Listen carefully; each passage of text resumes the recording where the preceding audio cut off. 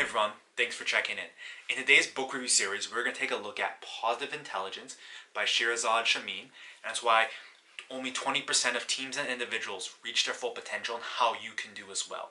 And in the introduction of this book, Shirzad brings up the fable of Sisyphus, the Greek king who got punished for various deeds by having to push a boulder up a hill over and over, day after day, and as soon as he got to the top of the hill, the rock would come tumbling down. And he kind of lamented that it seems that Sisyphus, he's not just the only one who has to suffer this, where we kind of take 2 steps forwards, 1 step back, but it's prevalent in his own life, also in my life and many other people's lives. We see it all the time where people don't follow through with the New Year's resolutions or yo-yo diet, and just we have this difficulty in we decide to do a behavior but we don't follow through. And why is it that self-sabotage is so prevalent in our society? And it really comes down to our mind can be your absolute best friend, but it can also be your worst enemy at the same time. And the positive intelligence system Shirzad depicts in his book really incorporates the best from neuroscience, positive psychology, and incorporates spiritual wisdom in a very easily understood and practical form that you can apply right now into your life. So what is positive intelligence? And it's not just, I'm going to assume everything's perfect even though it's not, and never have negative feelings. Those are just kind of very unrealistic and unhelpful approaches to life. It's not saying everything's crapshoot, I'm going to pretend it's all roses, and it's not lying to yourself, but it's really applying what we know in the literature from positive psychology, and we've learned about neuroscience, and specifically through functional MRIs, to really drastically improve the balance between our mind being your best friend versus your mind being an enemy. So this might seem all kind of mumbo jumbo, mind being enemy versus self-sabotage, but there is absolutely a vast amount of rigorous research that's coming out in the field of positive psychology, coming more and more and more. And something that really stuck out to me that Shirzad mentioned, a research article, obviously because I'm in medical school right now, but it found that if you can induce positive affect or kind of move an individual from the brain kind of being an enemy, or is what Shirzad called saboteurs, into a sage perspective, the physicians that had this versus the control group had 19% quicker accurate diagnosis, which is just, wow, that's crazy. And what it took to induce that positive effect was just a lollipop. So it wasn't anything crazy. So instead of doctors giving patients lollipops, maybe it should be patients giving doctors lollipops. So how can you use the positive intelligence to create sustainable change? Because a lot of times we get gung-ho and New Year's resolution, we try to make this behavior change, but we end up self-sabotaging, kind of taking those 2 steps forwards and 1 step back. And basically, there's 3 pillars to this positive intelligence system.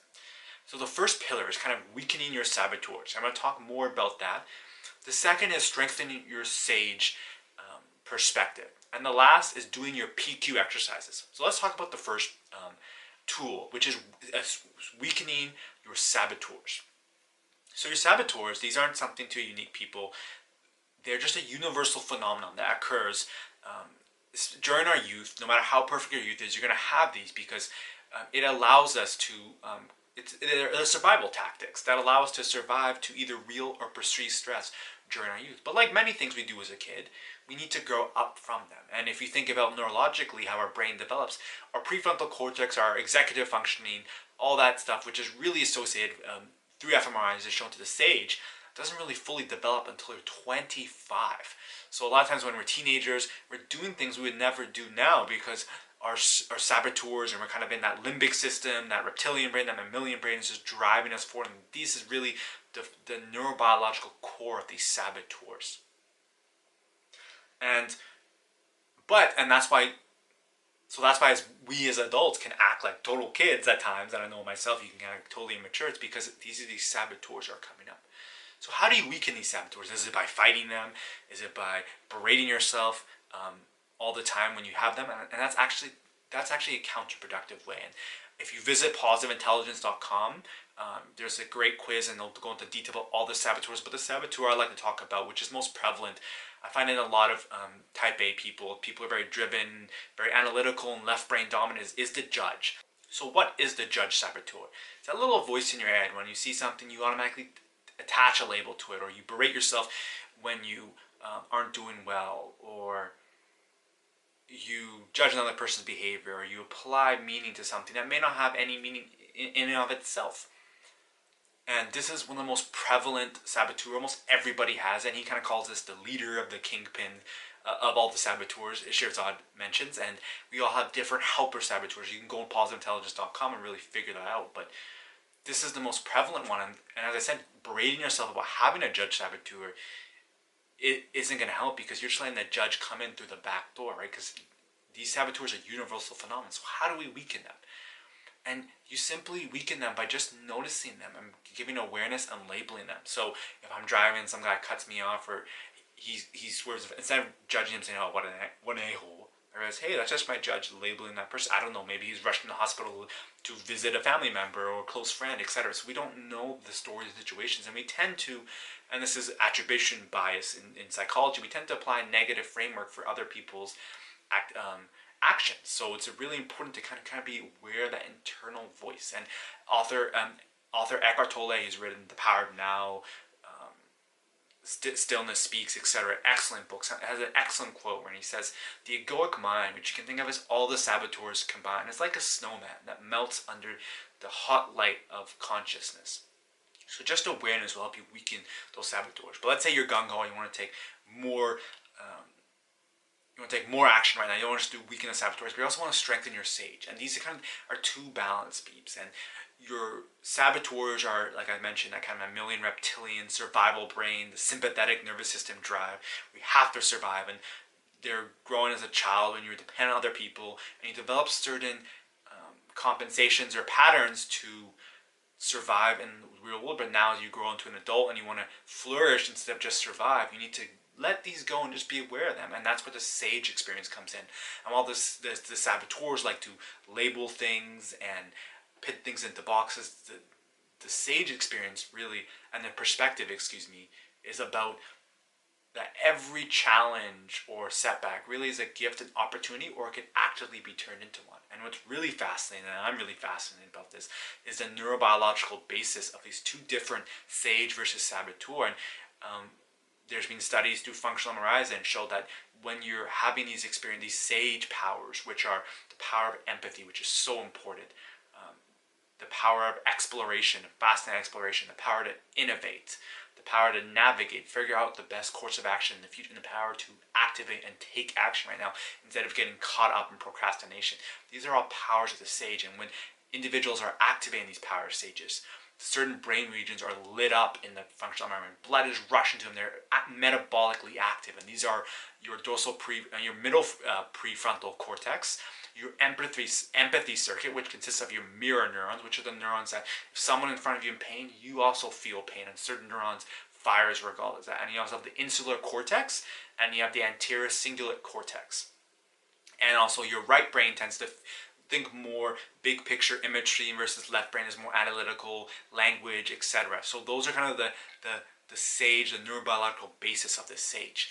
And Shirzad has very many power games to kind of strengthen this approach. But two simple ones that I use on a day-to-day basis is when something that's kind of ruffling your feathers, really take a step back and like, okay, how can this experience, what is the gift and opportunity in this experience? And there's an awesome story he shares about the farmer and his horses, and I'll let you save the book for that story. I don't want to spoil that story.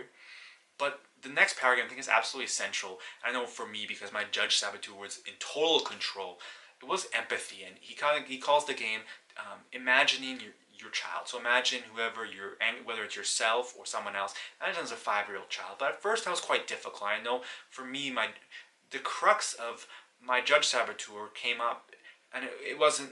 I realized I did it.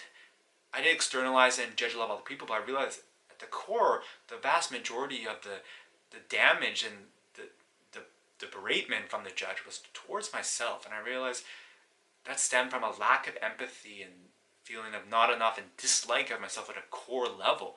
And this empathy power game has been truly transformative. Whenever I feel really burnt out, it's a game that just instantly uplifts me, really connects me with whom I am. And no matter who we are, being human is being imperfect, but we're aiming for that perfection. We're always going to fall short.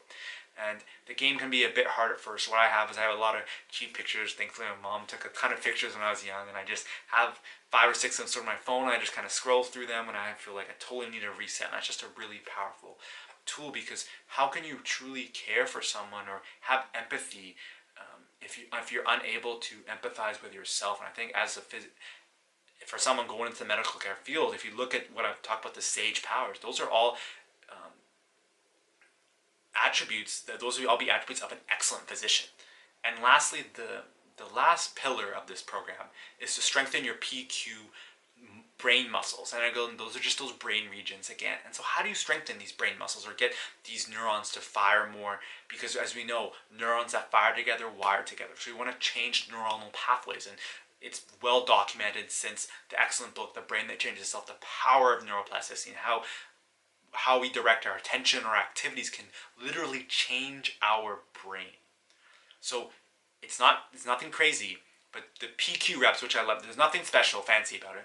It's just a mindfulness exercise. But what I love about these PQ reps is it's 1 PQ rep equals 10 seconds. I find that much more palatable. And all you're going to do is you're going to bring awareness to any body sensation. So if you're sitting here and you want to get a PQ rep, it could be feeling my feet on the ground. They're pretty cold. It could be feeling my hands right now, which I know move too much. I could be paying attention to my breathing. I could be focusing on the sounds outside. Any physical sensation for 10 seconds.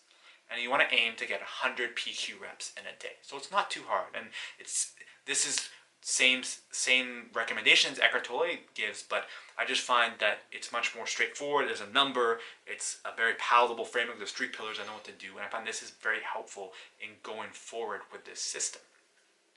But the PQ reps are so easy. They're so easy not to do, right? They're easy because you could do it throughout your day. You don't need any extra time. I know a lot of you are going to be super busy doing all kinds of amazing things. So it's awesome to have something you can integrate into your day. But I know myself, you have crazy days where you're totally not being present. You totally forget to do these.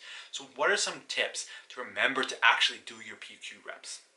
So I do have a couple of tips I'd like to share, and hopefully they help you. So the first one is, as soon as I wake up in the morning, a lot of times my mind is racing, especially when school is happening. I'm thinking about exams. But I think, okay, let's try to get a couple PQ reps here. Second one is I do it every time I go to the bathroom.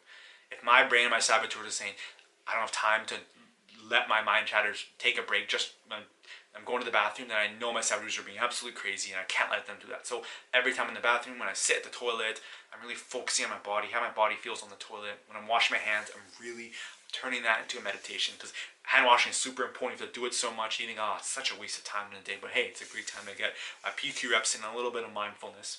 And I love to incorporate it into my physical activity. This morning I was playing squash, and the thing I love about squash, and I've just totally become hooked on it recently, is because it's such a fast-moving game that there's no time for thinking. And if you think, you lose the point.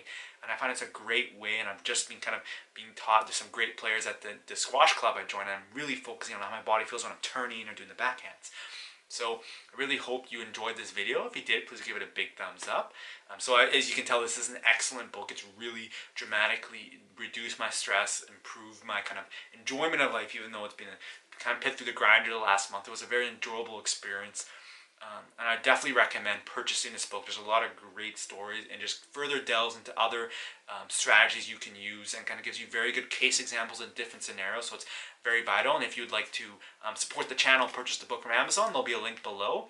And also I'll include the link of that research article I mentioned about the increase in accurate diagnosis. But otherwise, let me know which one of these strategies you want to focus on in the next 21 days. I implore you, take the next 21 days, focus on one of these strategies.